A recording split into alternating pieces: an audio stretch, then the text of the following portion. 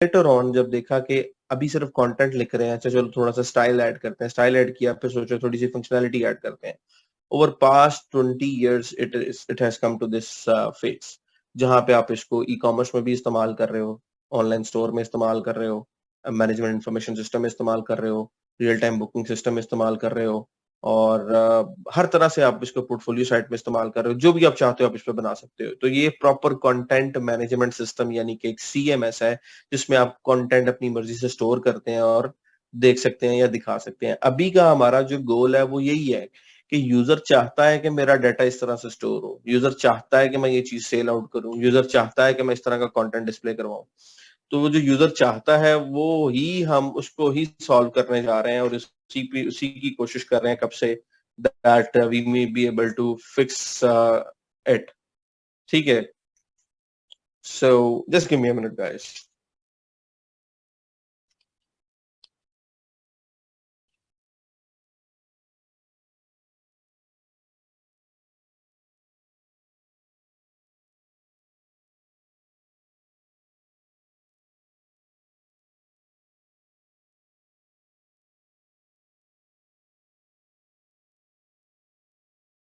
Okay, अब वो जो सारी नीड्स एंड वांट्स हैं उसको फुलफिल करने के लिए वी हैव दिस साइट। और अब किस यूजर को क्या चाहिए, वो उसका हर प्रोजेक्ट से रिलेटेड अपनी अलग रिक्वायरमेंट्स हैं, और आप उसको फुलफिल करने के लिए आपके पास डिफरेंट अप्रोचेज हैं जिनको हम इस्तेमाल कर सकते हैं। हमें वो सीखनी है कि कौन सी वैसी अप्रोचेज है जिसमें कॉस्ट कम है, जो फास्ट है, रिलायबल है, कौन सी ऐसी अप्रोचेज है जहाँ पे कस्टम आपको चीजें चाहिए, जिन पर जो टाइम टेकिंग है, अच्छा इन सब चीजों को बनाने में टाइम कितना लग सकता है, एस्टिमेशन कैसे देनी है, how to be a better programmer, ये सारी चीजें आपके साथ साथ कवर हो जाएंगी। सो हम पहले वर्डप्रेस के एडमिन को अच्छी तरह समझ लेते हैं ताकि हम वर्डप्रेस के साथ काम कर सकें। तो अगर आप वेबसाइट के स्टार्ट में आएंगे तो आपको एक ब्लॉग की तरह होम पेज के ऊपर कुछ आर्टिकल्स नजर आएंगे। अगर आप इसको ओपन करेंगे, ये पहला आर्टिकल है हेलो वर्ल्ड का, इसको ओपन करेंगे तो इसका डिटेल पेज ओपन हो जाएगा, यानी डेडिकेटेड आर्टिकल का पेज ओपन हो जाएगा, और यहाँ पे आप अपनी मर्जी का जो कंटेंट है वो देख सकते हो, और अगर कमेंट करना चाहो तो कर सकते हो। अच्छा, वापस आते हैं डैशबोर्ड में, और यहाँ पे हम एक नई पोस्ट ऐड करते हैं।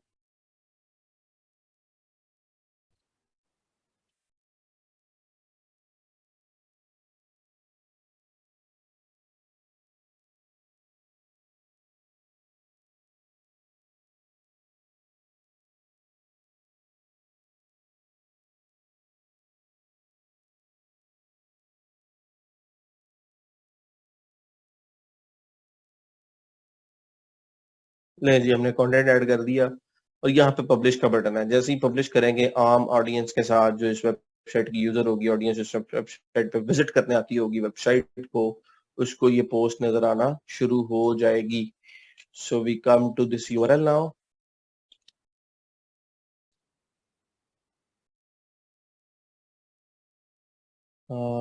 This one. और हमें इसे इसका फ्रंट पे अगर देखेंगे, आपको नई पोस्ट नजर आना शुरू हो चुकी है, और अप्रैल 20 की इसकी डेट है। So title of the post, content of the post and date of the post, हमें ये तीन चीजें नजर आ रही हैं। स्टार्ट में mind blown a blog about philosophy लिखा हुआ है, ये कहाँ से आ रहा है, we do not know it. Website का नाम हमने सेट किया था WP टेक, ये आ रहा है। एक सैंपल पेज साइट में एडिट है, ये कहाँ से आ रहा है। अगर आप एडमिन में जाएंगे और यहाँ पे आप देखेंगे तो एक पेजेस का सेक्शन है।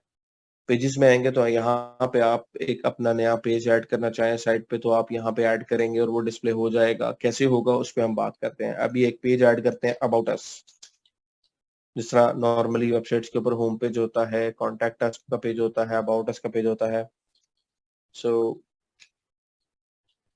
We are a tech community who is going to learn how to make better websites with WordPress using some free themes and do some code to be a better programmer. I've just written the content, whatever जो भी अब आ रहा है इसको ignore कीजिएगा, इसके tenses और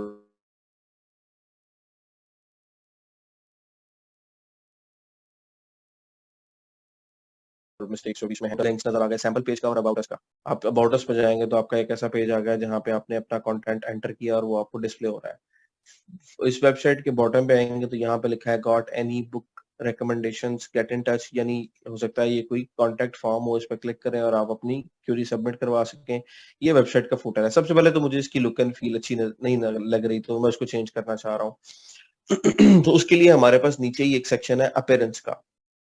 यहाँ पे हम आते हैं तो हमें डिफरेंट थीम्स नजर आएंगे। इन थीम्स का काम क्या है कि इनमें से जो भी सिलेक्ट करेंगे वेबसाइट के कलर्स को, वेबसाइट के पेज के स्टाइल को वो ऑन द स्पॉट चेंज कर देंगे विद इन अ क्लिक। हम इस पे क्लिक करते हैं, एक्टिवेट करते हैं इसे और हम अपने होम पेज पे आते हैं तो डेटा आपको वही नजर आएगा। WP टेक लोगो है, अबाउट अस का पेज है, सैंपल पेज है, न्यू पोस्ट आ रही है, हेलो वर्ल्ड की पोस्ट आ रही है, थोड़ा सा लेआउट चेंज हुआ है, थोड़ा सा स्टाइल चेंज हो गया है। अब अगर मैं न्यू पोस्ट पे क्लिक करता हूँ तो अगले पेज के ऊपर मुझे इस तरह से ये न्यू पोस्ट नजर आ रही है। और अगर हम इस पेज पे क्लिक करते हैं एक्चुअली जो कि पेज है, तो अबाउट अस का पेज कुछ इस तरह से आ रहा है। अभी भी ये बहुत उस प्रीवियस डिजाइन से मैच करता है। I want to change it totally, किसी और स्टाइल में लेके जाना चाहता हूँ, तो उसके लिए मुझे मजीद कोई थीम चाहिए होगा।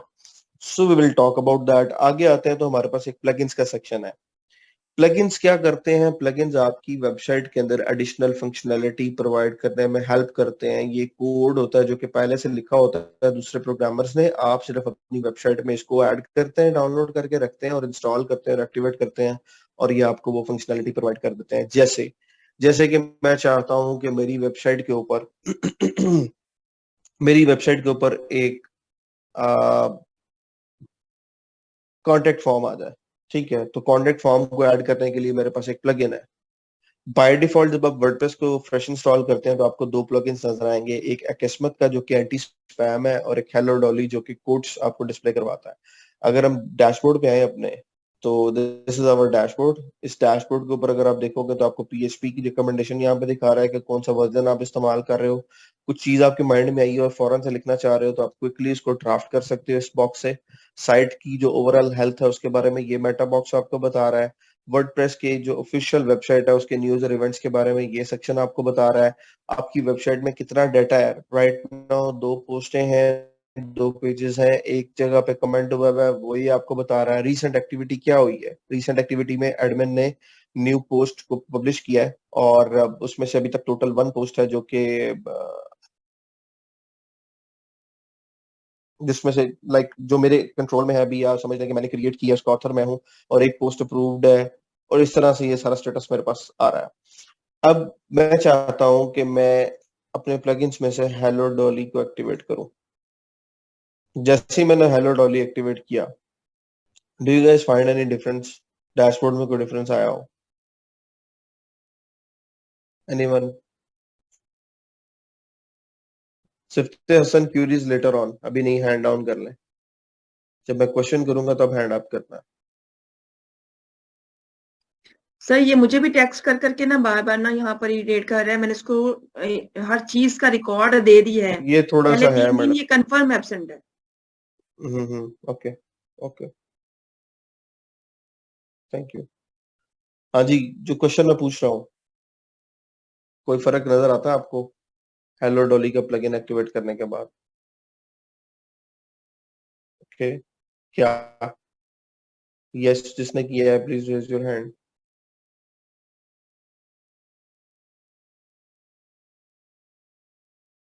जी, ये तीको रहमान। अस्सलाम वालेकुम सर। सर इसमें जो मुझे फ़र्क नज़र आया ये भाई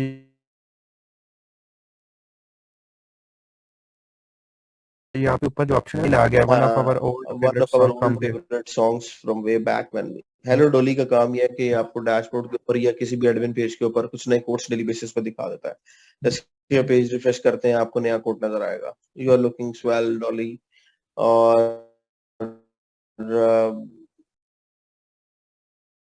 अभी फिर से वही, तो आपको मोटिवेटेड कोर्स हेलो डॉली दिखाता है।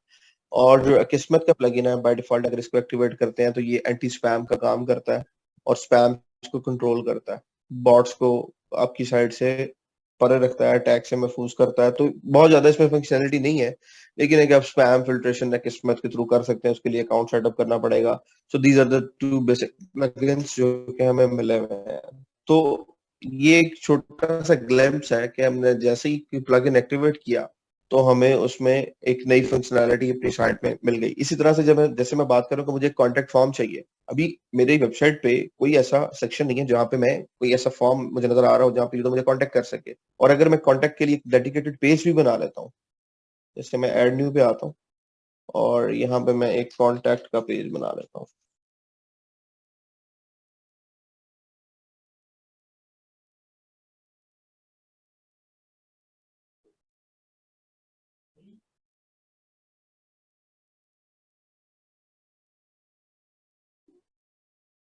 होम पेज पे आते हैं, वापस पेज को पब्लिश किया मैंने, वेबसाइट के होम पेज पे आया मैं, और उसके बाद अगर मैं कॉन्टेक्ट अस पे क्लिक करूंगा तो मुझे ये कॉन्टेक्ट अस की हेडिंग नजर आ गई और ये वो डिस्क्रिप्शन में टेक्स्ट नजर आ गया, लेकिन फॉर्म स्टिल नहीं है। दो ऑप्शन है मेरे पास, या तो मैं फॉर्म बना लूं, जो कि मैं बना सकता हूँ। कैसे बना सकता हूँ? मैं इसको एडिट करता हूँ और यहाँ पे ब्लॉक्स हैं, इसमें HTML का एक ब्लॉक होगा, ये वाला, इसको यूज करूं और इसमें स्ट्रेट अवे अपना फॉर्म की HTML लिखूंगा।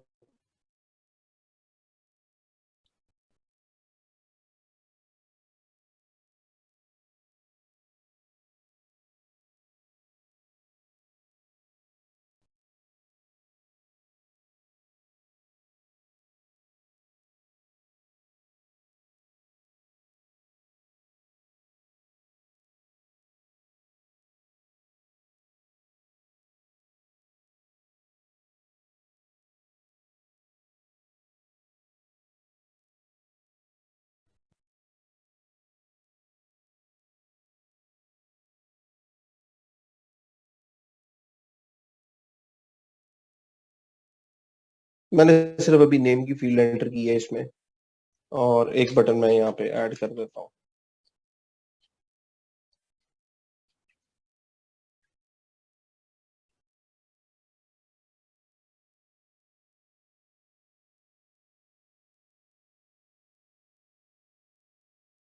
अब अगर हम वेबसाइट के पेज पे आएंगे कॉन्टेक्ट अस वाले, तो मे भी हमें एक फॉर्म नजर आए, फुल नेम और सबमिट। एक तरीका ये है, ठीक है, कि मैं पेज के अंदर कंटेंट लिखूं, HTML कंटेंट लिखूं और उससे मेरी कोई पेज की बॉडी जनरेट हो जाए। दूसरा तरीका क्या है कि मैं कोई प्लगइन इस्तेमाल कर लूं जो मुझे इससे अच्छा फॉर्म दे दे और मुझे काम ना करना पड़े, जो कि सबसे बड़ी ईज है वर्डप्रेस के अंदर, कि आपको बनी बनाई चीज पहले से मिल रही है, आपने सिर्फ उसको कॉन्फ़िगर करना है और आपका काम हो जाना है। इसी चीज के क्लाइंट पैसे पे करते हैं। सो नया प्लगइन ऐड करने के लिए आप जब प्लगइन्स पे आते हैं तो आपको स्टार्ट में यहाँ पे ऐड न्यू का बटन मिलेगा, इस पे क्लिक करते हैं आप और यहाँ पे आपको ऐसी स्क्रीन मिलेगी जहाँ पे सारे के सारे प्लगइन्स आ रहे हैं, और इसमें से आप एक प्लगइन पिक कर लेंगे जो कि है कॉन्टेक्ट फॉर्म 7। ठीक है जी, और कॉन्टेक्ट फॉर्म 7 का प्लगइन इंस्टॉल करेंगे।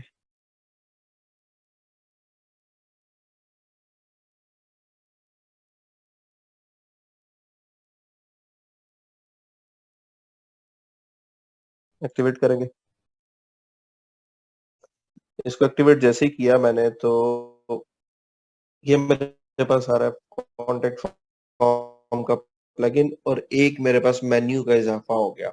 पेजेस के बाद, कमेंट्स के बाद अपीयरेंस था, दरमियान में मुझे कॉन्टेक्ट नजर आ गया। इस पे मैं क्लिक करता हूँ तो मुझे इस प्लगइन का जो एडमिन का पेज है वो मिलेगा, और इस पे यहाँ पे इन्होंने पहले से कॉन्टेक्ट फॉर्म बना के रखा है जिसका नाम है कॉन्टेक्ट फॉर्म 1, और ये उसका शॉर्ट कोड है। अगर मैं शॉर्ट कोड को कॉपी करूं और इसको मैं किसी पेज में रख दूंगा तो मुझे वहां पे उस पेज पे ये फॉर्म नजर आना शुरू हो जाए। प्रॉपर HTML लिखने की जरूरत नहीं है, आप एक प्लगइन ऐड कर रहे हैं और वो प्लगइन खुद से आपके लिए एक डायनामिक फॉर्म जनरेट करा रहा है, और आपको सिर्फ कह रहा है कि ये लाइन जहां पे भी रखोगे फॉर्म डिस्प्ले हो जाएगा, और वो एग्जैक्टली आपके एक्सपेक्टेशन के मुताबिक काम करेगा। तो ये फॉर्म किस तरह का है, इस फॉर्म पे क्लिक करते हैं और इसको देखते हैं कि जी ये इसकी HTML पहले से लिखी हुई है, और यहाँ पे इसकी कुछ सेटिंग्स हैं। सो हम ये शॉर्ट कोड आ रहा है जो हमने कॉपी किया, तो पहले शॉर्ट कोड को प्लेस करते हैं और फिर इसकी सेटिंग्स के साथ थोड़ा सा प्ले करके चेक करते हैं कि ये क्या कैसे काम करता है। सो ये मेरा फॉर्म आ रहा है, इसके साथ ही ये जो वर्डप्रेस का आपको पेज नजर आ रहा है, जो व्यू नजर आ रहा है, ये है बेसिकली एडिटर है, ठीक है, जिसमें आप पेजेस को एडिट कर सकते हो, टेक्स्ट ऐड कर सकते हो, लेआउट चेंजेस कर सकते हो थोड़ी बहुत। और ये वाला एडिटर, इसका नाम है गुटनबर्ग। ये गुटनबर्ग एडिटर 2022 से वर्डप्रेस में, क्योंकि इससे थोड़ा सा इजी है, लेकिन उसमें फंक्शनैलिटी इतनी ज्यादा नहीं है। इसमें फंक्शनैलिटी नई दिन ब दिन आ रही है और ये थोड़ा सा उससे आपको कॉम्प्लेक्स लग सकता है, but we will move to classic editor in some time. तो अभी यहाँ पे एक शॉर्ट कोड का हमारे पास एक फंक्शन होता है, इसके अंदर ही एक ब्लॉक होता है, इसको हम क्लिक करेंगे तो ये शॉर्ट कोड यहाँ पे आ जाएगा और उसमें हम ये वाला कोड प्लेस कर देंगे और अपडेट करेंगे तो जो फॉर्म है हमारे पेज की बॉडी में ऐड हो जाएगा। So let's try this on front end contact us. तो हमें अब ये पूरा बना बनाया फॉर्म मिल गया। इस फॉर्म को अगर फिल करें तो क्या ईमेल रिसीव हो सकती है?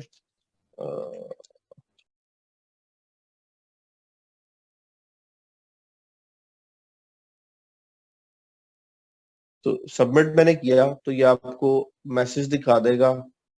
अगर तो ये सबमिट हो गया सक्सेसफुल तो आपको यहाँ पे दिखाएगा कि ईमेल सेंड सक्सेसफुली, अदरवाइज आपको बताएगा कि एरर आ रहा है और मैसेज जो है वो आगे फॉरवर्ड नहीं हो सका।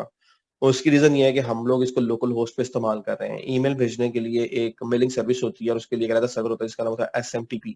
जब आप कोई भी होस्टिंग लेते हैं तो वहां पे आपको SMTP सर्वर जो है वो उस यूजर के साथ बाय डिफॉल्ट मिल जाता है और आपकी ईमेल सर्वर पे डायरेक्टली आपको कोई कॉन्फ़िगरेशन करने की जरूरत नहीं होती, सिर्फ आप फॉर्म लगाएंगे और ईमेल भेजेंगे और आपको ईमेल्स आपकी चलना शुरू हो जाएंगी। सो ये प्लगइन अगर हम सर्वर पर डालते तो इट कुड वर्क। जी मोहम्मद फरहान।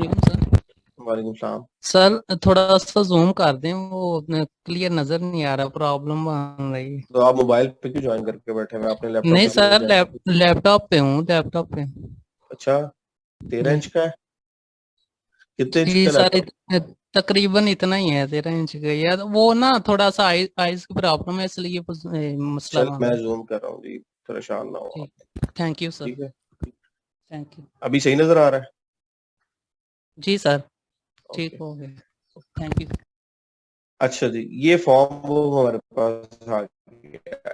इससे पहले ये फॉर्म हमने खुद बनाया था। अब हम चाहते हैं कि ये वाला फॉर्म खत्म कर दें, पहले वाला। इट्स सिंपल, इस पेज में आओ, इस ब्लॉक के ऊपर ये 3 डॉट्स आ रहे हैं। इस पेज पे कैसे आ गए ये भी कई लोगों को क्यूरियोसिटी होगी। तो आप सीधा अपने एडमिन में आए और पेजेस में आए और यहाँ से आपका कॉन्टेक्ट अस का पेज है, इसको एडिट पे क्लिक किया आपने, नए टैब में ओपन कर लेते हैं और यहाँ पे आपको ब्लॉक नजर आ रहा है, इस पे आपने क्लिक किया, ये 3 डॉट्स आए, राइट क्लिक किया और रिमूव कस्टम HTML। ये करने के बाद आपने इसे अपडेट लाजमी करना है। जैसे ही आपने अपडेट किया, दोबारा से इस पेज पे आओ, आपने जो HTML लिखी थी वो खत्म हो गई। तो कोड करना इज अ टफ जॉब, ठीक है, लेकिन प्लगइन्स और थीम्स को इस्तेमाल करके वेबसाइट बना लेना इज एन इजी जॉब। तो हम इजी प्रोसेस की तरफ जाना चाह रहे हैं। इजी प्रोसेस को देख के then we will go for the complex process कि अगर हमें कोई ऐसी चीज नहीं मिली, जैसे मैं चाहता हूं कि मैं आप लोगों के लिए एक छोटा सा सिस्टम जो है वो क्रिएट करना चाहता हूँ किसी भी तरह का, और उसमें आप लोगों को मैक्सिमम फंक्शनैलिटीज देना चाहता हूँ। जैसे मैं चाहता हूँ कि आप लोग आए क्लास से पहले यहाँ पे अपने कुछ क्वेश्चंस पोस्ट कर लें और मैं क्लास में आऊँ और मुझे क्वेश्चंस नजर आ जाएं और उनको मैं सेपरेटली टेक्स्ट बेस्ड आंसर्स कर दूं और आपको वो रिप्लाईज आपकी ईमेल पे आ जाए। अब इस तरह की कोई बनी बनाई चीज यहाँ पे नहीं पड़ी, ठीक है, कुछ ऐसा अवेलेबल नहीं है और उसके लिए कोड करना पड़ेगा। तो जो तो फंक्शनैलिटीज कॉमन है, जो कि तकरीबन इंडस्ट्री के अंदर जितने भी तरह के बिजनेसेस हैं, क्योंकि अल्टीमेटली वेबसाइट किसी बिजनेस से इस्तेमाल करनी है या किसी एजेंसी ने सर्विसेज के लिए इस्तेमाल करनी है, तो जितनी वेबसाइट्स के ऊपर जो कॉमन सर्विसेज हैं जो कि इंडस्ट्री में कॉमन है, उससे रिलेटेड आपको प्लगइन्स और थीम्स लाजमी मिल जाया करेंगे, ठीक है। और आपको देखना, असेस खुद करना होगा कि कहाँ पे हम बना बनाया प्लगइन इस्तेमाल कर सकते हैं, अगर उसमें थोड़ा सा चेंज चाहिए तो वो हम कर सकते हैं, और कहाँ पे हमें जो है वो बेस से स्टार्ट करना पड़ेगा। ये अंडरस्टैंडिंग अगर आपके पास हो तो आप बेहतर तरीके से फ्रीलांस अपना काम कर सकते हैं और कम्युनिकेशन को आप अपनी कवर कर सकते हैं। अच्छा जी, 3 लोगों ने हैंड रेज किए हैं। जी महबूब खालिद। अस्सलाम वालेकुम सर। वालेकुम सलाम जी। सर इफ अगर हमारा एरर नहीं आता और मेल सक्सेसफुली जनरेट हो जाती है तो ये हमारा डाटा कहाँ जाएगा? ईमेल में, जो ईमेल आप प्रोवाइड कर रहे हैं इस बॉक्स के अंदर, नहीं, उसको ये उस बंदे को मेल चली जाएगी? हाँ, उस बंदे को एक CC कॉपी जाएगी और फिर एडमिन को ईमेल जाएगी इस यूजर ने ये ईमेल सबमिट किया, दोनों को जाएगी बेसिकली, एक कॉपी उसको ठीक जाएगी। है, एडमिन को वो उस मेल पे जाएगी जो हमने इसको कॉन्फ़िगर करते हुए मेल दी थी उस पे। हाँ हाँ, हम एडमिन के अंदर कॉन्फ़िगर करते हैं कि किस किस को मेल जानी चाहिए, वो सेटिंग हमारे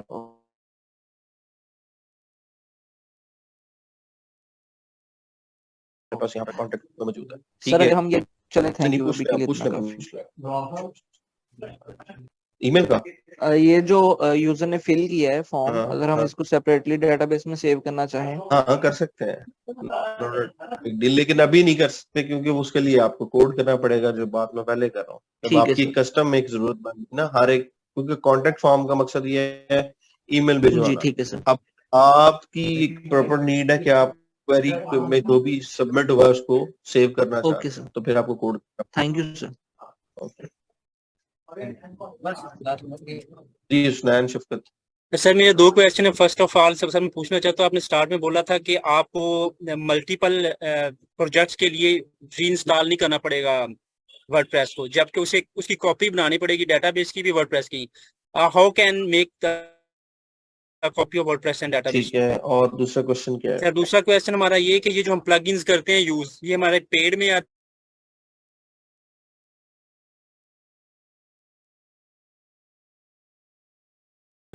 कॉपी करने से मुराद ये है कि आपने वर्डप्रेस एक दफा जब डाउनलोड कर लिया, आज आपने लेट्स सपोज वर्डप्रेस डाउनलोड किया, आज आपने एक वेबसाइट बनाई, अगले दिन आपको फिर से वर्डप्रेस की नई वेबसाइट बनानी है, तो आपने जो वर्डप्रेस पहले से डाउनलोड किया हुआ है वो आपके पास इस फोल्डर में अवेलेबल है। आप इसी फोल्डर को कॉपी करें और जाके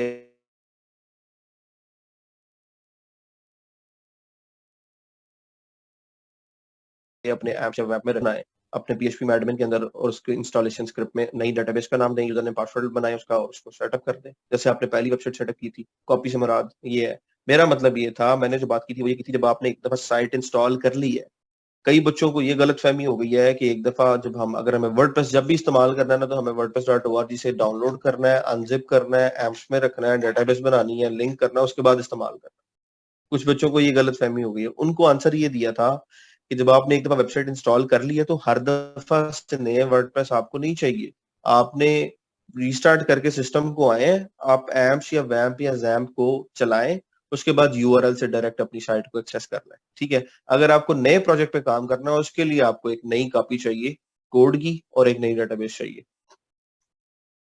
जी ज़रिया खान। हमने प्लगइन्स अभी यूज किया अपने से फॉर्म के लिए।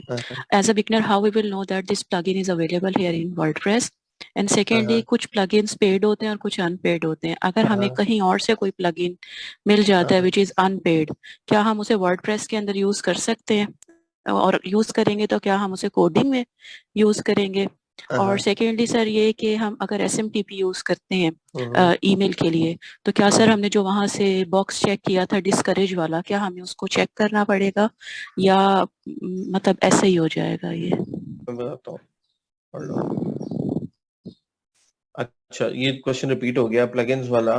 पहले कैंडिडेट जो है, जो पहले जो ट्रेनी था, उन्होंने भी क्वेश्चन किया था कि प्लगइन्स जो हैं वो पेड और फ्री कैसे पता चलेंगे, और लाइक ये इस एरा को सॉल्व कैसे करना है, उसका एक बेहतरीन हल है। wp.org पे अगर आप जाओ एंड यहाँ पे आप /plugins में जाओ, तो आपको प्लगइन्स मिलेंगे। कौन से प्लगइन्स मिलेंगे? यहाँ पे ऐड न्यू पे आके मिलेंगे। ठीक है, इस विंडो में जो आपको सारे प्लगइन्स नजर आ रहे हैं, इसमें 4 फिल्टर्स हैं, फीचर्ड, पॉपुलर, रिकमेंडेड और फेवरेट्स। इसमें आप जो भी सर्च करेंगे और प्लगइन इंस्टॉल करेंगे, वो सारे के सारे प्लगइन्स फ्री हैं, वो पेड नहीं है। सिमिलरली आप प्लगइन सारे देखना चाहते हैं, यहाँ पे सी ऑल पे क्लिक करें, देयर आर 60,275 प्लगइन्स। अगर आप टॉप पे चेक करें, 60,275 फ्री प्लगइन्स, इसमें तकरीबन हर तरह का प्लगइन अवेलेबल। अब ये फ्री प्लगइन क्यों है? फ्री प्लगइन इसलिए है कि आप इनको यूटिलाइज करें, और जब आपकी इन पर डिपेंडेंसी हद से ज्यादा बढ़ जाएगी और एक पॉइंट पे आके आपको इसी प्लगइन को यूज करते हुए कोई एक्स्ट्रा काम करना पड़ेगा। कैसे? मैं उसकी एक एग्जांपल आपको दे देता हूँ। लॉगिन प्रेस का एक प्लगइन है, ठीक है, लॉगिन प्रेस का एक प्लगइन है, उसका काम ये है कि वो लॉगिन पेज को डिजाइन करता है। अब इसमें कुछ पहले से बने बनाए टेम्पलेट्स हैं जिनको आप इस्तेमाल कर लेते हो डाउनलोड करके, तो वो चल जाते हैं। अगर आप कस्टम टेम्पलेट बनाने लगते हो तो ये प्लगइन आपको कहता है भाई पैसे पे करो, ठीक है। एसईओ के लिए हमारे पास योस्ट का प्लगइन है, योस्ट एसईओ का। अगर हम ऑन पेज एसईओ करना चाहते हैं तो इस प्लगइन को इस्तेमाल करके ऑन पेज एसईओ कर सकते हैं। लेकिन जैसे ही हम थोड़ा सा आगे चलते हैं, ऑप्टिमाइजेशन के ऊपर चले जाते हैं, तो इसके फीचर्स पेड हो जाते हैं। तो जितने भी प्लगइन्स यहाँ पे आपको मिलेंगे सारे फ्री हैं। इन प्लगइन्स के अंदर जो कुछ फीचर्स हैं वो टोटली फ्री होंगे, बाकी फीचर्स पेड होंगे। इन प्लगइन्स को डाउनलोड करके अपनी वेबसाइट में एक्टिवेट करने तक सारा मामला आसान है। उसमें जो बेसिक यूज केसेस हैं, बेसिक प्रॉब्लम की सॉल्विंग है, वहां तक आसान है। जैसे अभी इस बच्चे ने क्वेश्चन किया कि कॉन्टेक्ट फॉर्म का डेटा स्टोर करना है, उसकी कोई ना कोई एक्सटेंशन होगी जो कि पेड होगी, ठीक है। कॉन्टेक्ट फॉर्म के थ्रू ईमेल करवाना फ्री है, जो प्लगइन है वो टोटली फ्री है। लेकिन जैसे ही हम आगे चलते हैं उसकी कुछ फीचर्स के ऊपर, जहां पे हमें उसको स्टोरेज कराना है डेटाबेस के अंदर, वहां पे जाके वो पेड हो जाएगा और आपसे कहेगा कि भाई आप इसको अपग्रेड करो, ठीक है। और ये आप सारे प्लगइन्स में वन बाय वन ये चीज देखेंगे। लेकिन फॉर द रिकॉर्ड यहाँ पे जितने भी प्लगइन्स के अंदर ये प्लगइन अवेलेबल है 60,276, दीज आर फ्री प्लगइन्स। आप इनमें से कोई भी डाउनलोड करके अपने वर्डप्रेस के मुताबिक, क्योंकि किसी भी प्लगइन पे अगर आप आते हो तो आपको कुछ चीजें पहले देखनी है, ठीक है। जैसे मैं किसी भी प्लगइन को इंस्टॉल करना चाहता हूँ, मैं जैसे रिकमेंडेड पे क्लिक करता हूँ, पहला प्लगइन क्लासिक एडिटर का। जैसे ही मैं इस पे आता हूँ तो यहाँ पे कुछ चीजें बताई हुई है। इसका करंट वर्जन है 1.6.3, last updated was 3 weeks ago, requires WordPress 4.9 और हायर। यानी इस प्लगइन को इस्तेमाल करने के लिए ये शर्त है कि आपके पास वर्डप्रेस का जो वर्जन है वो 4.9 हो या उससे ऊपर हो। हमारे पास कौन सा है जी, 6.2, 6.3, तो हम 6.2 तक कंपैटिबल है। ये सारी इंफॉर्मेशन मुझे मिल रही है, उसके बाद मैं इसको इंस्टॉल कर लेता हूँ। तो ये जो रिक्वायरमेंट है इंस्टॉलेशन की, या अगर आप फुलफिल करते हैं किसी भी प्लगइन की, तो आप उसे इस्तेमाल कर सकते हो। और जरूरी नहीं है कि हर प्लगइन के कुछ फीचर्स पेड होंगे, कुछ ऐसे प्लगइन्स भी हैं जिनके थ्रू आउट सारे फीचर्स फ्री हैं, ठीक है। उसे होता क्या है, अब मैं आपको ये बता देता हूँ। जब आप इस तरह का काम करते हैं, कंपनीज ने क्या किया हुआ है, ओपन सोर्स कंट्रीब्यूशन की हुई है। This is open source contribution. Open source से मुराद ये है कि अगर मैं चाहूँ कॉन्टेक्ट फॉर्म का मैं कोड देखना चाहूँ तो I can simply view it. मैं सीधा VS कोड ओपन करता हूँ,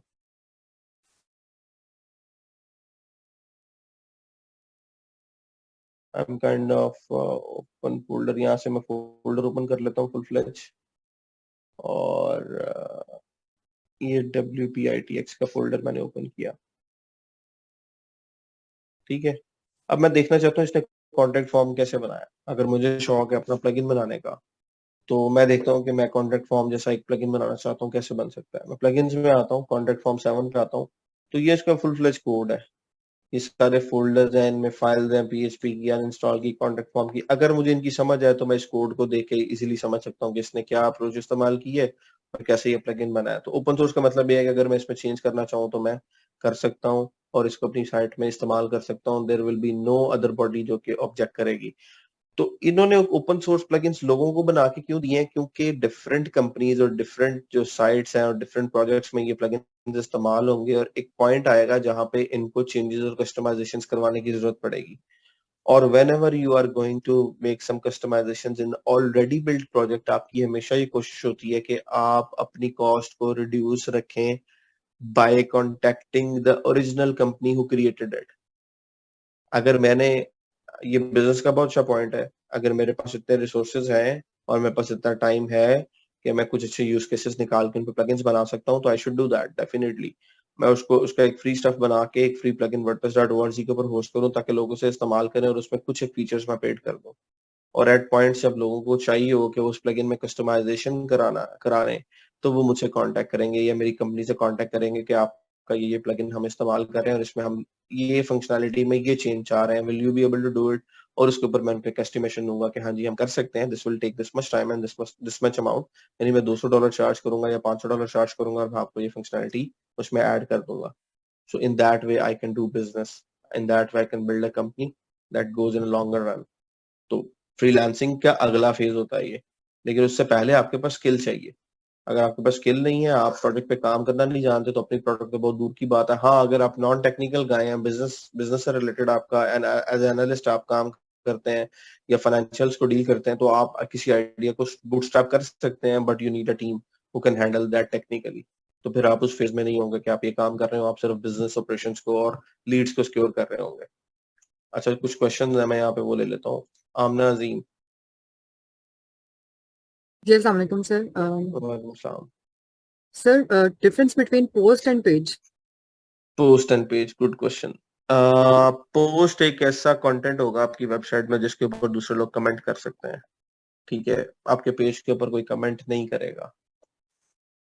पहला डिफरेंस आपने जल्दी पूछ लिया, ये मैं आगे चल के थीम्स के अंदर जाके बताता होता हूँ। और दूसरा डिफरेंस टेक्निकली देखें तो आपके जो पेजेस हैं वो हायरार्किकल हैं, ठीक है। आपके एक पेजेस नेस्टिंग कर सकते हैं, एक पेज के अंदर दूसरा, दूसरे के अंदर तीसरा, इस तरह से सब पेजेस बन सकते हैं। पोस्ट सिंगल ही होती है, इसमें ऐसा हायरार्की नहीं होती। तो अगर मैं अभी पोस्ट के ऊपर आता हूँ और मैं यहाँ पे कमेंट करना चाहूँ तो मैं कमेंट कर सकता हूँ, राइट। और अगर मैं पेज के ऊपर आता हूँ तो यहाँ पे कोई कमेंट बॉक्स नहीं है। This is one difference. Second difference is that कि पेज का जो कंटेंट होता है वो लॉन्गर रन के लिए होता है। अगर मैं अपनी वेबसाइट पे पेज बनाऊंगा अबाउट अस का, कॉन्टेक्ट अस का और FAQs का, फ्रीक्वेंटली आंसर्ड क्वेश्चंस का, तो वो उस पे ऐसा कंटेंट होगा जो को 5-5, 7-7 साल चेंज नहीं होना। वो कंटेंट जो कि फॉरेन से वेबसाइट पे आएगा और विद इन 1-2 वीक वो डेप्रिकेट होकर पीछे चला जाएगा और उसकी जगह नया कंटेंट आएगा, वो पोस्ट में आएगा। यानी अपडेटेड कंटेंट के लिए आप पोस्ट को इस्तेमाल करेंगे जो कि फ्रीक्वेंटली चेंज होना है, और जिसने लॉन्गर रन के लिए इंफॉर्मेशनल पीस में रहना है साइट पे, उसके लिए आप पेज इस्तेमाल करेंगे। ये डिफरेंस है। Does that answer your question? समझ आ गई आपको आमना? ओके जी sir. Okay okay. Aamna Ashraf. और जो करे आओ जाट सारा। जी, क्या क्वेश्चन है आपका? अस्सलाम वालेकुम। वालेकुम सलाम।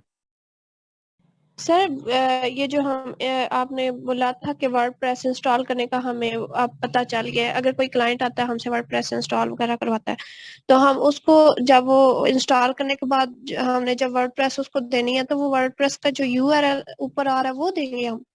नहीं, अभी तो उस पे लेक्चर होगा आपका कोई दूसरे मंथ में, या मैं कोशिश करूंगा जल्दी करवा दूं। उसके लिए आपको डोमेन बाय करनी पड़ेगी, होस्टिंग बाय करनी पड़ेगी, उसके बाद आप उसको साइट एक लाइव करके देते हैं जिस तरह से लोकल सिस्टम में चल रही है। URL क्लाइंट बाय करता है अपनी मर्जी का। तो सर वो नहीं सर, वो जो आप बोल रहे थे कि फाइबर पे आपको ये स्किल आ गई, अब आप फाइबर पे ये काम कर सकते हैं। हाँ, मेरी बात सुने, मैं आपको बताता हूँ। वो क्लाइंट ने सारा कुछ पहले से किया होगा, आपको वो दे देगा वर्डप्रेस की साइट का लॉगिन। आपका काम होगा कि आपने उसमें डाटा वगैरह डाल के क्लाइंट को करके दे देना है $40-50। हाँ, कुछ क्लाइंट्स ने वर्डप्रेस की इंस्टॉलेशन नहीं की होगी, उस केस में आपको वो डोमेन और होस्टिंग URL भी बताएंगे और उस URL का जो एडमिन पैनल होगा वो भी बताएंगे। अब उससे क्या मुराद है? URL से मुराद ये है जो साइट मैंने आपको बताई WP प्रोग्रामिंग, ये URL है, ठीक है। और इसका एडमिन पैनल कहाँ पे एग्जिस्ट करता है? अगर हम इसके आगे /C पैनल लिखें तो हमें ये इसका एडमिन पैनल, अगर इस साइट पे कोई भी मुझे चेंजेस करनी है तो मुझे इसके इस C पैनल पे जाके चेंज करना है, ठीक है। यहाँ से जाके मैं चेंज कर सकता हूँ। तो वो क्लाइंट आपको C पैनल देगा और आप C पैनल में जाके कोड अपडेट कर सकते हो, डेटाबेस में चेंज कर सकते हो। तो आपका काम ही होगा कि आपने यहाँ पे लॉगिन करके सिर्फ और सिर्फ डाटा उसको ऐसा बना के देना जैसे वो चाहिए उसे, तो आपकी सर्विस कंप्लीट हो जाएगी। डाटा मींस जो आज हम डाटा काम कर रहे हैं। हाँ, डाटा मीन्स के जैसे इस वेबसाइट के ऊपर एक डाटा है, जैसे ये एक पोस्ट मैंने ऐड की है, लेट्स सपोज, ठीक है, ये सारा डाटा है। तो वेबसाइट पे तो कंटेंट ही आना ना, टेक्स्ट ही आना है, इमेजेस ही आनी है, प्रोडक्ट आनी है ज्यादा से ज्यादा, तो उसको मैं डाटा बोल रहा हूँ। ठीक है। तो जो काम आज हम कर रहे हैं अपीयरेंस वगैरह वो भी डाटा में ही आएगा ना अगर उसको चाहिए? नहीं, डाटा को आप बोलेंगे वो वाला पीस ऑफ, जैसे डाटा से मुराद क्या है एग्जैक्टली, आपका अपना नाम, आपकी एज, आपका जेंडर, आपके फादर का नाम, ये डाटा है, ठीक है। तो इस तरह का जो डाटा साइट पे होगा जो फिजिकली आपने एंटर करना है। अब आपकी लुक्स वगैरह आपके डाटा में नहीं आती, ठीक है, कि आप कैसे दिखते हैं, आपकी हाइट क्या है, आप किस तरह के, आप बिहेव कैसे करते हैं, वो डाटा में हमारे पास उसका कोई, हमें नादरा इस चीज का रिकॉर्ड नहीं रखेगा। सिस्टम में इस चीज का रिकॉर्ड नहीं आएगा। नादरा सिर्फ रिकॉर्ड रखेगा आपका नाम, आपके फादर का नाम और आपकी एग्जैक्ट जो जेंडर वगैरह है, दैट इज डेटा। ठीक है, ये जो बाकी हम कर रहे हैं लुक्स एंड फील्स के अंदर आता है कि आप साइट की अपीयरेंस चेक कर रहे हैं, आप फंक्शनैलिटी ऐड कर रहे हैं, इसको फंक्शनैलिटी बोलते हैं। जैसे हमने ईमेल का फॉर्म लगाया है, ये फंक्शनैलिटी में आता है। तो आपने फंक्शनैलिटी बना के देनी है, डाटा ऐड करके देना है, ताकि क्लाइंट की मर्जी के मुताबिक फ्लो जब बन जाएगा उस वेबसाइट का, क्लाइंट की मर्जी के मुताबिक दिखेगी और चलेगी, तो आपकी सर्विस कंप्लीट हो गई and then you will be paid. Okay, Arifa Munir. अस्सलाम वालेकुम sir.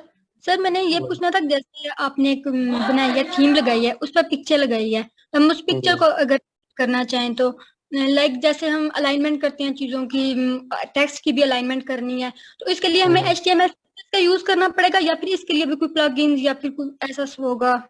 I will come to that point. अच्छा क्वेश्चन है, मैं उसी पे आ रहा हूँ, होल्ड करके आपको आंसर मिल जाता।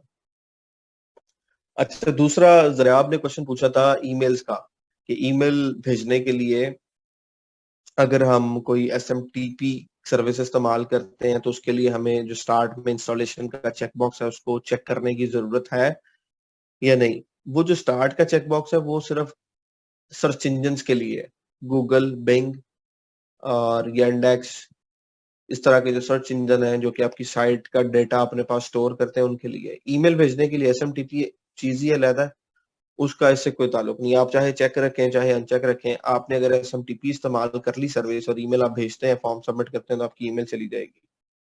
ठीक है, उसका इससे कोई ताल्लुक नहीं है। सेकंड चीज उन्होंने पूछी थी कि हमें अगर प्लेड प्लगइन्स जो हैं वो फ्री में मिलते हैं तो उनको हम बोलते हैं नॉर्मली नल्ड प्लगइन्स। जो यहाँ पे सारे प्लगइन्स हैं 60,276 ये फ्री प्लगइन्स है और ये सिक्योर है। ये वर्डप्रेस की अपनी साइट पे बहुत सारे फिल्टर्स को, यानी जब मैं कोड सबमिट करता हूँ या आप कोड सबमिट करते हैं तो वर्डप्रेस की अपनी एक पीछे पूरी बॉडी है, बहुत बड़ी बड़ी कंपनीज हैं जो इसको मैनेज कर रही हैं। वो पूरा सिक्योरिटी वाइज इसको चेक करते हैं कि कहीं से इसमें कोड में ऐसा फ्लॉ तो नहीं है कि कोई पर्सन अटैक करके कोड को हैक कर ले, तो वो उस सिक्योरिटी फिल्टर को पास करके यहाँ पर शेयर होते हैं। तो ये वाले तो फ्री, आपके लिए फ्री भी है और सेफ भी है। इसके अलावा अगर कोई ऐसा प्लगइन है जो $300-400 का है और मैं किसी और साइट से उसको मुफ्त में डाउनलोड करके इस्तेमाल कर लूं, उसके बाद आपके पास 90% चांसेस है कि वो साइट जिस पे आप उसे इस्तेमाल करेंगे वो हैक हो जाएगी, क्योंकि इनको नल्ड प्लगइन बोलते हैं और हैकर्स ने इस तरह की सारी चीजें मार्केट में लॉन्च की होती हैं ताकि लोग इनको इस्तेमाल करें और अपनी बिजनेस साइट्स की एक्सेस उन हैकर्स के हाथ में दे दें। उसके बाद क्या होता है कि जब वो साइट हैक कर लेते हैं फिर वो 1500, 2000, 5000, $25,000 तक मांगते हैं, इतने पैसे दो आपकी साइट छोड़ देंगे, वरना उस पूरी साइट का डाटा भी खत्म कर देते हैं और उसकी रैंकिंग भी गूगल में कोशिश करते हैं डाउन करें with the help of malicious content.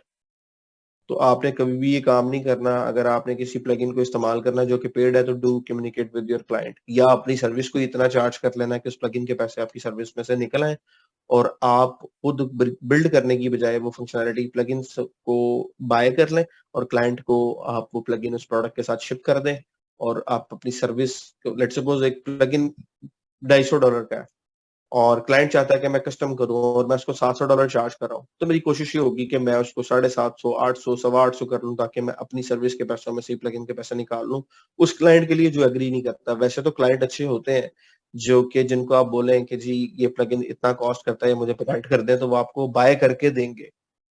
हमने पहले क्लाइंट से ही मांगना है प्लगइन, वो आपको बाय करके देगा, आपको नल्ड इस्तेमाल करने की जरूरत नहीं है।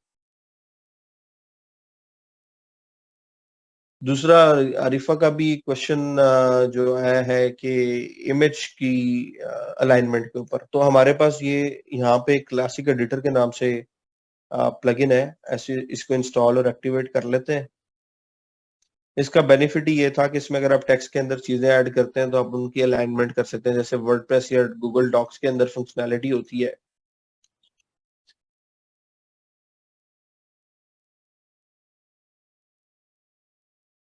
कि हमने कोई भी कंटेंट लिखा है और हम उसकी अलाइनमेंट करना चाहते हैं तो हम यहाँ से उसकी अलाइनमेंट लेफ्ट या राइट कर सकते हैं।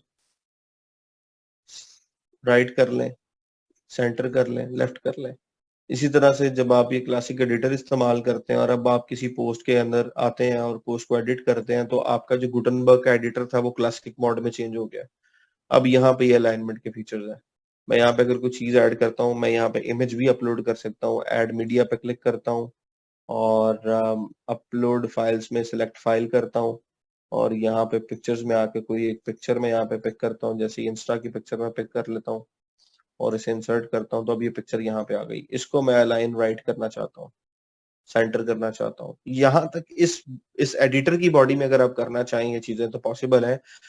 इसके अलावा जो बाकी साइट का ओवरऑल जो व्यू है उसके लिए आपको CSS आनी चाहिए, वो जरूरी है।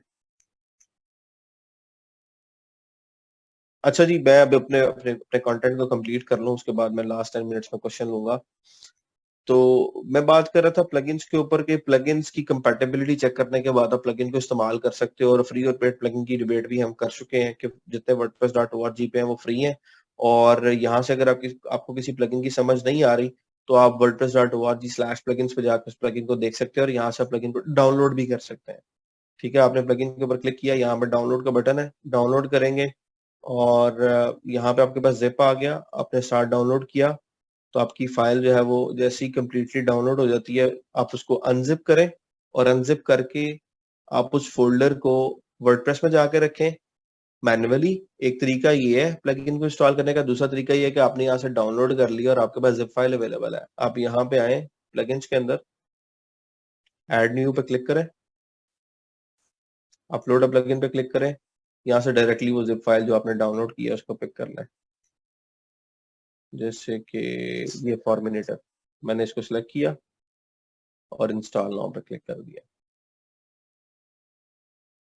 तो अब वो जिप फाइल को खुद ही अनजिप करेगा और प्लगइन को इंस्टॉल करेगा और उसके बाद मुझे पूछेगा एक्टिवेट करना है, तो मैं एक्टिवेट के लिंक पे क्लिक करूंगा और मैं उस प्लगइन को एक्टिवेट कर लूंगा। ठीक है, ये दूसरा तरीका प्लगइन को ऐड करने का कि आप वहां से डायरेक्टली डाउनलोड और इंस्टॉल और एक्टिवेट नहीं करते, मैन्युअली जिप फाइल डाउनलोड कर लेते हैं। ये उस वे में है कि आपको किसी ने अपना कस्टम प्लगइन दे दिया। मेरे किसी दोस्त डेवलपर ने एक प्लगइन बनाया था और मुझे फंक्शनैलिटी चाहिए थी तो वो मुझे जिप फाइल भेज देता है और मैं जिप फाइल इस तरीके से अपलोड कर, मेरा प्लगइन जो है वो यहाँ पे ऑटोमेटिकली अगर आप देखेंगे तो एक्टिवेट करने के बाद वो एक्टिवेट हो चुका है। और वो फॉर्मिनेटर आई थिंक ये फॉर्म से रिलेटेड है, इसमें भी फॉर्म्स बनते हैं, तो यहाँ पे मैं अपना फॉर्म कोई भी ऐड करना चाहूँ तो कर सकता हूँ। ठीक है, फिर एक तरीका है कि आप कोई प्लगइन ऐड करना चाहते हैं तो आप डायरेक्टरी में जाके ऐड कर लें। जैसे हम wp.org पे आते हैं और यहाँ पे प्लगइन्स में आते हैं, जैसे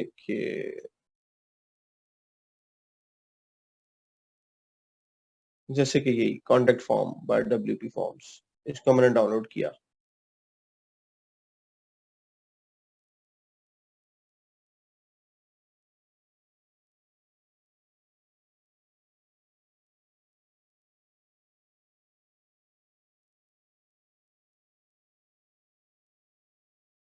Open folder, extract here, and I got this folder.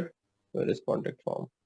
Yeah, WP form slide, ये बेसिकली प्लगइन था। इसको मैंने कॉपी किया, मैं जाता हूँ अपनी वेबसाइट में, इस फोल्डर को जिसमें डायरेक्टली प्लगइन्स की फाइल एक्सट्रैक्ट हेयर किया था, मैंने एक्सट्रैक्ट 2 नहीं किया था।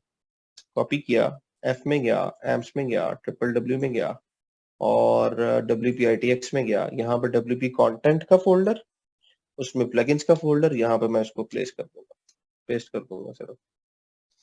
जैसे यहाँ पे पेस्ट किया, no it will show up in the plugins automatically. अब हम अपने प्लगइन्स में जाते हैं तो ये एक्टिवेटेड नहीं होगा, ये आपको वहां पे मिल जाएगा, आप इसको एक्टिवेट कर सकते हो। ये आ गया फॉर्म स्लाइड, अब मैं इसको एक्टिवेट कर लूंगा। ये तीसरा तरीका था आपका प्लगइन को एक्टिव इंस्टॉल करने का। I think it is enough for today. Next lecture के अंदर हम बाकी कुछ सेटिंग्स और देखेंगे और then we will start with the theme and demo import and all that stuff.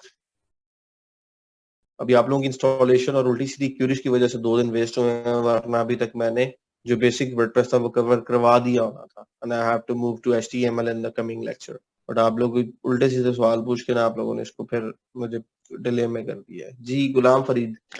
अस्सलाम वालेकुम सर। वालेकुम सलाम। सर जो आपने प्लगइन इंस्टॉल किया, 2-3 प्लगइन इंस्टॉल करने से इसकी मेमोरी कम हो जाती है वर्डप्रेस की, वो इशू देना शुरू कर देता है। वो वर्डप्रेस की मेमोरी कैसे कम? मेरी बात मेरी बात सर इसके बाद ना, सॉरी सॉरी सर, सर इसके बाद जो आपने वर्डप्रेस इंस्टॉल किया ना, अगर इन्फेंट्री फ्री से भी इंस्टॉल हो जाता है ये? किससे?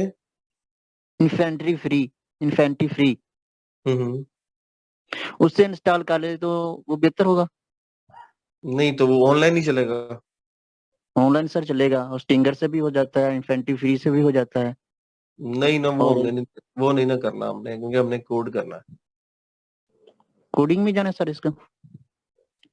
ऑब्वियस और बात है। सर इसके बाद आपने गुटनबर्ग इस्तेमाल किया है, इसके पहले आप सारे गुटनबर्ग इस्तेमाल करेंगे, कौन कौन सी फंक्शनैलिटी है वो सारे इस्तेमाल करेंगे, पर में बाद में इसमें पता चलेगा कहाँ कहाँ इस्तेमाल होते हैं गुटनबर्ग।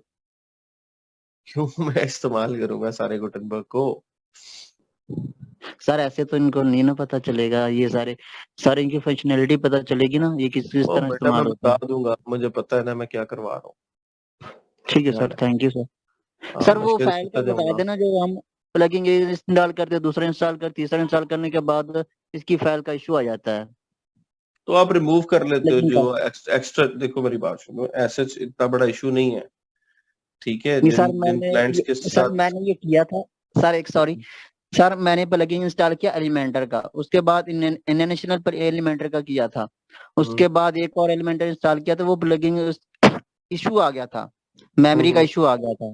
फिर क्या किया आपने? सर वो PHP फाइल में सॉल्व होता है वो सर, उसको पता नहीं वो हाँ किस हाँ तरह हाँ से। हाँ, ओके ओके ओके ओके, मैं समझ रहा हूँ आप क्या कह रहे हो। मैं वो भी बता दूंगा, मैं इनको नहीं बता सका क्योंकि अभी मैं डेमो इंपोर्ट पे नहीं गया। ठीक है ठीक है, सर, आपका थैंक यू। मैंने देख लिया, मैं शेयर कर दूंगा। No ठीक है worries। Sir, thank you sir, okay. जी अनीबा फातिमा, सीधा क्वेश्चन, सीधा क्वेश्चन। जी सर, मेरा क्वेश्चन था कि अब जैसे लैंडिंग पेज अगर हमने बनाने हैं, सेक्शंस बनाने हैं, हम सेक्शंस कैसे ऐड कर सकते हैं? गुड बैनर के नीचे what we do, who we are कैसे ऐड करें? गुड क्वेश्चन, यही तो हम करने जा रहे हैं। तो भी एक लेक्चर में पहले में तो नहीं पता चलेगा। जी ठीक है, थैंक यू। 4 मोर लेक्चर्स हो जाएगा उसमें। Okay, thank you. Muqaddas Hussain. जी अस्सलाम वालेकुम। सर मेरा फर्स्ट क्वेश्चन ये है कि हमने अभी कमेंट सेक्शन का एक किया और आपने एक कमेंट भी किया था अपने पेज पे, तो सर लेट्स सपोज कि अगर 1 से मोर पर्सन जो है वो कमेंट करते हैं, तो हम उनको डिफरेंशिएट कैसे करेंगे, उनका नाम कैसे चेंज होगा, मैं ये नहीं समझ सका हूँ।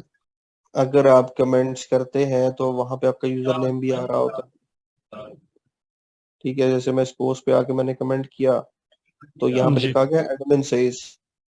जी बिल्कुल। तो अगर कोई और यूजर कमेंट करेगा तो उसका वहां पे आ जाएगा कि उस यूजर का नाम क्या है। नहीं बात अब सुने, देखें आप स्क्रीन पे देखें बस। जी प्लीज।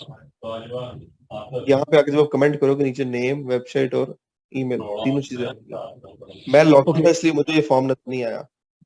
जी ओके सर, अगर किसी ने एक से ज्यादा कमेंट करने हैं, लेट्स सपोज के कोई मतलब कोई ऐसी पोस्ट है, पोस्ट पे कमेंट करने हैं, तो वो जाहिर बात है एक से ज्यादा करेंगे, तो देन हर बार उसे जो है वो अपना नेम, ईमेल और वेबसाइट वगैरह ये चीजें देनी पड़ेंगी। हाँ जी, अगर आप लॉगिन नहीं है, अभी मैं इनकॉग्निटो मोड में आ गया हूँ, अब मैं लॉगिन नहीं हूँ तो मुझे हर दफा देना पड़ेगा। Right sir. और नीचे एक चेक है, save my name, email, website in this browser for the next time I comment. अगर आप इसको टिक कर लेंगे फिर आप एक दफा आपने दे दिया, ब्राउजर सेव कर लेगा, अगली दफा आपको नाम, वेबसाइट नहीं लिखना पड़ेगा। उसका नीचे ये सोल्यूशन दिया होगा। जी thank you so much. Second दूसरा क्वेश्चन है लॉगिन कर लें आप, लॉगिन करके लॉगिन जीमेल या इस तरह का जो भी अकाउंट आप करना चाहें, राइट सर? जी जी जी जी जी जी। मेरा सेकंड क्वेश्चन है सर, आप प्लगइन की बात कर रहे थे, तो जो प्लगइन हमें फ्री में मिल रहे हैं, आपने कहा कि अगर हम किसी और वेबसाइट से प्लगइन डाउनलोड करते हैं, पेड जो होते हैं 300-400, तो वो हैकर मोस्टली उसे मतलब 90% आपने कहा चांस है कि हैकर जो है वो उसे हैक कर लेगा। तो सर जो हमें फ्री प्लगइन मिल रहे हैं वर्डप्रेस की वेबसाइट से, अगर हम उनको सर ये थोड़ा सा और तरह क्वेश्चन है, अगर हम उनको डाउनलोड करके हम में इतनी एबिलिटी है कि हम उनमें कोई ऐड कर सकें चीज, तो ये भी तो पॉसिबल है ना कि फिर हम उनको डाउनलोड करके उन्हें मॉडिफाई करके तो वो प्लगइन उस वेबसाइट पे इंस्टॉल करें, उसके बाद हम ही हैक कर लें। ऐसा पॉसिबल हो सकता है ना सर? हाँ, बैकडोर्स बनाते हैं, मैंने खुद बनाए हुए हैं कई साइट्स के अंदर। जी बैकडोर बोलते हैं। जी right sir, thank you so much, thank you. हाँ जी, who's next one?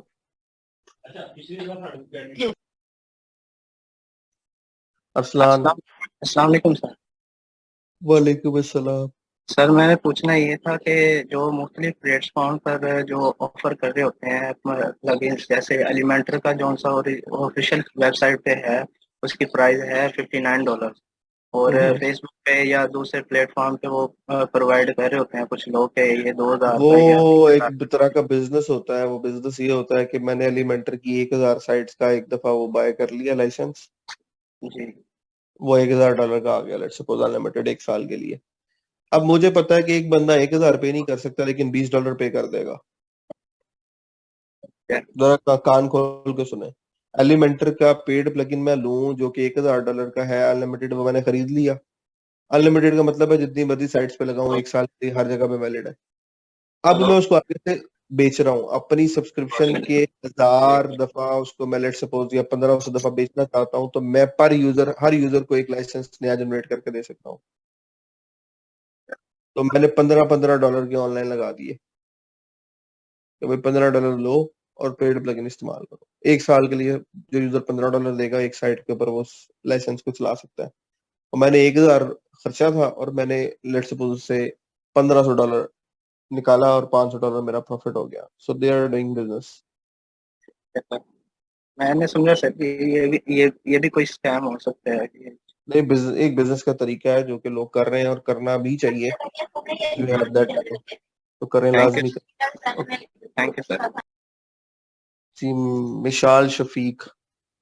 Plugin purchase करते हैं तो सर ये वन टाइम पेमेंट होती है या मंथली सब्सक्रिप्शन होती है या दोनों तरह के होते हैं? कुछ प्लगइन्स वन टाइम है, कुछ के पर ईयर सब्सक्रिप्शन होती है, कुछ की पर मंथ होती है। मतलब सर वो जब तक वेबसाइट चल रही है और तो हमें वो हाँ, पे आपको पैसे करना देना पड़ेगा, इसलिए लोग जो है वो डेवलपर्स को एक दफा ही पे करके काम करवा लेते हैं और वो प्लगइन्स के पे रिलाई नहीं करते। यानी एक डेवलपर अगर एक फंक्शनैलिटी आपको $400 में करके दे रहा है और प्लगइन की प्राइस है $350 जो कि हर साल जी भर जी पे करनी है, तो मेरा ख्याल है कि डेवलपर से करवाना बेहतर है। ओके। और सर सेकंड क्वेश्चन ये है कि जो ये होते हैं प्लगइन्स होते हैं सर, नंबर ऑफ प्लगइन्स हमारी वेबसाइट की स्पीड पे किस हद तक बहुत इफेक्ट ज्यादा करते करते हैं, क्योंकि हैं? हर प्लगइन में कोड होता है और हर प्लगइन का हर कोड हर पेज रिक्वेस्ट पे चलता है। लेकिन हर प्लगइन का जो कोड है वो हर पेज रिक्वेस्ट पे चलता है, तो आपको कोशिश करनी चाहिए कि आप कम से कम प्लगइन इस्तेमाल करें ओके ताकि आप साइट की एफिशिएंसी बेहतर रहे। ओके ठीक है sir, thank you. Okay, Umar. अस्सलाम वालेकुम सर। वालेकुम सलाम। सर ये मैंने पूछना था, आज ना मुझे फर्स्ट टाइम ये मैंने इंट्रोडक्शन हुआ है प्लगइन के साथ, तो ये मैंने पूछना था ये बेसिकली ये फॉर्म वगैरह बनाने के लिए यूज होता है, और सेकेंडली इसका तुम अगर सोचते हो तुमने वेबसाइट में चैट फंक्शनैलिटी ऐड करनी है, उसके लिए प्लगइन होगा। तुम सोचते हो कि यहाँ पे कोई कैलेंडर हो, यूजर आके उस कैलेंडर पे डेट बुक करके मुझसे मीटिंग कर रहे, उसके लिए प्लगइन होगा। तुम समझते हो मैं शर्टें ऑनलाइन बेचना चाह रहा हूँ, उसके लिए प्लगइन होगा। तो प्लगइन है जो कि फंक्शनैलिटी ऐड करके देता है। तो आपका काम है रिसर्च करके जो स्पेसिफिक प्लगइन है उसको इंस्टॉल करके कॉन्फ़िगर करना ताकि आप उस तरह की फंक्शनैलिटी अचीव कर सको। फाइन। सर ये जो प्लगइन की वेबसाइट थी जिसके और 60,000 प्लस थे प्लगइन्स, इसमें ये कॉम्पिटिटर्स भी हैं एक दूसरे के, मतलब कि ऑल्टरनेटिव्स भी हैं या डिफरेंट फंक्शन ये? तो ये एक तरह के 10 प्लगइन अवेलेबल हैं, एक ही जरूरत को पूरा करने वाले 10 प्लगइन अवेलेबल है। अब वो 10 कंपनी 10 प्लगइन बनाए हैं और हर कंपनी जो है उससे बिजनेस ले भी रही है, और उस पे फिर मार्केटिंग स्ट्रेटेजीज उनकी ऐसे हैं कि वो एक दूसरे से डिफरेंशिएट होकर भी क्लाइंट्स एक्वायर कर लेते हैं। तो सर फॉर एग्जांपल हम लोग न्यूली ऐसे लॉन्च कर रहे हैं या न्यूली ऐसे वेबसाइट बना रहे हैं, अब हमें कैसे पता चलेगा इसमें कॉम्पिटिटिव एज किसका है जो हम यूटिलाइज कर सकें जिस प्लगइन को? एक्सपीरियंस के साथ, और एक्सपीरियंस के लिए आपको काम करना पड़ेगा। फाइन फाइन फाइन, ठीक। तो सर इसकी कोई मिनिमम या मैक्सिमम रिक्वायरमेंट भी होती है यूज की? एक पेज पर कितने हम मिनिमम या मैक्सिमम प्लगइन्स यूज कर सकते हैं? मेरा ख्याल है कि ऐसे रिक्वायरमेंट कोई नहीं है, लेकिन जितने प्लगइन्स आप ऐड करते जाएंगे आपकी साइट स्लो होती जाएगी, आपको समझ आ जाएगी आप गलत कर रहे हैं। तो मेरा ख्याल है 10, 12, 15 प्लगइन्स बहुत होते हैं किसी साइट को तो आप अगर उसको प्लगइन्स पे बनाते हैं तो 15 प्लगइन्स बहुत है, मोर देन इनफ है, इससे ज्यादा नहीं होने चाहिए। Fine sir, thank you sir. Rabia Batool, मेरे पास सिर्फ 4 मिनट्स हैं, सिर्फ अपनी एक सीधी क्वेरी करें जो पूछना चाहते हैं। जी रबिया, सर मेरे पूछना था, ये जो आपने प्लगइन ऐड करने सिखाए थे, पर लास्ट में जो समझ आ गया था, फर्स्ट जो समझ नहीं आ रहा कि उसको आपने किस तरह किया था। मैं प्लगइन सीधा वेबसाइट पे गया, एडमिन में गया, प्लगइन पे आया, ऐड न्यू पे क्लिक किया। प्लगइन के अंदर ये ऐड न्यू का बटन है, इस पे क्लिक किया, ये सीधा मुझे वर्डप्रेस के साथ कनेक्ट हुआ। वर्डप्रेस की जो ऑफिशियल प्लगइन्स का जो रिपोजिटरी है ना, जहाँ पे सारे प्लगइन पड़े, उससे कनेक्ट करा देता है। यहाँ से मैं कोई भी प्लगइन इंस्टॉल और एक्टिवेट कर सकता हूँ सीधा सीधा। Okay sir. Okay, Atif Majeed. Sir ये जीपीएल लाइसेंस प्लगइन्स कौन से होते हैं? GPL license, general public license. इस लाइसेंस का मतलब ये है कि आपको इख्तियार है कि आप इस प्लगइन को इस्तेमाल कर सकते हो, इसमें चेंज कर सकते हो, लेकिन इसमें चेंज करके इसको कमर्शियली सेल नहीं कर सकते। सर ये अक्सर सेल भी होते हैं जीपीएल लाइसेंस, वो यानी कि कम अमाउंट में सेल कर रहे होते हैं, तो वो सही होता है प्लगइन परचेज करना या फिर नहीं? नहीं, मतलब कर सकते हो परचेज अगर आप करना चाहो। GPL license, general public license का मतलब ओपन सोर्स है, स्टैनफोर्ड से इशूड है, तकरीबन हर एक फ्री रिपोजिटरी लाइब्रेरी में होते हैं। अदरवाइज तो पाकिस्तान में तो कानून सख्त नहीं है, बाहर बहुत सख्त है, केस हो जाता है अगर आप किसी और का प्लगइन फ्री में इस्तेमाल कर रहे हो। ओके सर, एक ये आपने अभी एक प्लगइन इंस्टॉल किया था WP फॉर्म्स का, सर इस ब्लॉग के अंदर इसे किया, उसके अंदर मैंने न्यूज़लेटर और कॉन्टेक्ट फॉर्म के लिए जब उसके अंदर क्रिटिकल्स फिल करके उसको सबमिट करते हैं तो वो ऑप्शन आ जाता है this website has been a critical error, ये इशू आ जाता है अभी तक भी। तो देखना पड़ेगा, आई एम नॉट श्योर कि वो इशू क्या है, will have to see, sometime screen share में देखते हैं। तो मैंने ये क्वेश्चन काफी टाइम से था, वो आज अचानक आपने WP फॉर्म का किया तो फिर माइंड नहीं आई। चलें, विल सी। वो क्रिटिकल एरर मतलब कोई कोड में कोई इशू आ गया, इस वजह से आप डिस्प्ले कर रहे हैं, तो वो देखना पड़ेगा। सेक्टर डेटाबेस रिलेटेड का मसला देख के पता चलेगा, क्योंकि काफी सारे जहाँ पे क्रेडेंशियल्स के इशू होते हैं, डीबी के इशू होते हैं, वहाँ पे क्रिटिकल एरर का मैसेज आ जाता है। एग्जैक्टली क्या मसला है मैं इसलिए बता सकता। ओके ठीक है, थैंक यू। हुसनैन सर कल सर आपने बोला था कि मैं मेल सेंड करूंगा अपना मेल मैंने आईडी। नहीं सेंड किया, मैंने नहीं की, मैं एतराफ कर रहा हूँ, मैंने नहीं की, क्योंकि इतना रश था मेरे इनबॉक्स में, मैं परेशान हो गया कि अगर मैंने ईमेल शेयर की तो ईमेल पे इससे ज्यादा रश होना है। तो मैं बजाय इसके कि अपना इनबॉक्स फिल कर लेता, मैंने उसका एक और अल्टरनेटिव सोचा, जो कि मैं ईद की इन छुट्टियों में करके आप लोगों के साथ शेयर करूंगा और आपको मेल की जरूरत नहीं पड़ेगी। ठीक है, सर मैं इसी पूछ रहा था, मेरा वो वर्डप्रेस अभी इंस्टॉल नहीं हुआ, कुछ एरर दे रहा था। मेरा वैम्प इंस्टॉल हो चुका है, बट वो करेक्टली रन नहीं हो रहा, ऑपरेट नहीं कर रहा, जिस वजह से इंस्टॉल नहीं हो रहा। चले आप मुझे मैसेंजर पे एक मैसेज कर दें, सिर्फ मैं याद से ना आपको उस पे आपके साथ कांटेक्ट करके आपका ये सोल्यूशन सॉल्व मतलब करवा दूंगा इस चीज का मसला। बाकी ईमेल इसलिए नहीं शेयर की कि मेरा जो इनबॉक्स है जीमेल का 100 GB था, वो ऑलरेडी फिल हुआ है, मुझे कल के नोटिफिकेशन आया हुआ है कि मुझे उसको अपग्रेड करना है। जी सर। और जब तक मैं अपग्रेड नहीं करता किसी की ईमेल मुझ तक पहुंचनी नहीं है। इस वजह से ग्रुप के अंदर फॉर्म्स भी शायद बंद हो गए थे, तो इंट्रोडक्टरी फॉर्म सबमिट नहीं हो रहे थे, लोगों का डाटा सबमिट नहीं हो रहा था। ग्रुप 1 वालों को भी इशू आ रहा था, बिकॉज मेरा जो अपना जीमेल है वो फुल हो गया हुआ था। सो इसलिए मैं नहीं कर सका। सो इस ईद में मैं कोई सोल्यूशन आप लोगों का करके ना आपके साथ शेयर कर दूंगा, ताकि एक प्रॉपर वे में हम लोग कम्युनिकेट कर सकें। अच्छा, जिनके बाकी क्वेश्चंस रहते हैं, I am so sorry, I have to leave now because I have another meeting pending in next 2 minutes, it is starting. तो अपनी क्वेरीज अपने पास पेपर में लिख लें, I will definitely answer everybody। उसके लिए एक मैकेनिज्म मुझे आप लोगों को देना पड़ेगा, जो मैं अभी भी डिस्कस कर रहा था, वो मैं आप लोगों के साथ ईद की छुट्टियों के फौरन बाद शेयर कर दूंगा, और आप सबके पास अपने सुकून से एक एक्सेस होगी, आप वहां पे अपनी क्वेरी डाल दो, मैं आपको आंसर कर दूँ। ठीक है। और जिसके साथ मुझे 1-to-1 कहीं वीडियो कॉल करनी पड़ती है या स्क्रीन शेयर करनी पड़ती है, I am willing to do that, I am willing every way to support you guys. लेकिन थोड़ा सा मेरा भी ख्याल करें, और जिस तरह से मैं कहता हूँ प्लीज वो चीजें मानते जाएं, ताकि मैं भी आप लोगों के साथ प्रॉपर्ली कोऑपरेट कर सकूं। जिसका बहुत क्रिटिकल इशू है, जिसका वर्डप्रेस का मसला है इंस्टॉलेशन का, अभी तक इंस्टॉल नहीं हुआ, ज़ैम्प या वैम्प का मसला है, वो मुझे सिर्फ मैसेंजर पे मैसेज करें। जिनके क्वेश्चंस हैं, इंफॉर्मेशनल क्वेश्चंस हैं, वो अभी काइंडली अपने पास पेपर पे लिख लें। I will be coming to you guys like in after Eid. उस प्लेटफॉर्म के ऊपर आप लोग मुझे Q&A इजीली कर लोगे, ठीक है?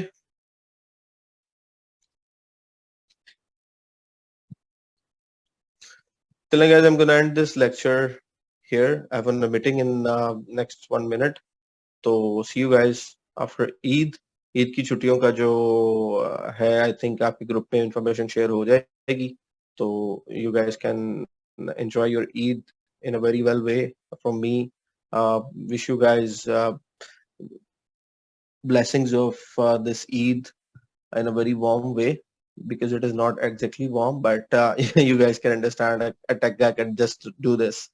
तो बाकी है कि आप लोग एंजॉय करें, दोस्तों के साथ खूब गपशप लगाएं और कुछ कंटेंट थोड़ा साथ साथ पढ़ते जाएं। पढ़ने के लिए I can give you guys W3 schools. तो जिन लोगों ने फर्स्ट टाइम ज्वाइन किया है टेक को, उनको मैं सिर्फ ये कहूंगा कि W3 स्कूल से वो HTML और CSS ये 2 पोर्शंस लाजमी कवर करें। HTML और ये CSS ये 2 पोर्शन आप लोग छुट्टियों में कोशिश करें कि इनको सिर्फ पढ़ लें, ठीक है? बाकी आप छुट्टियों के बाद वापस आएंगे तो हम इस पर प्रैक्टिकली काम करेंगे, ठीक है? सी यू गाइस आफ्टर ईद। अपना ख्याल रखिएगा। अल्लाह हाफिज।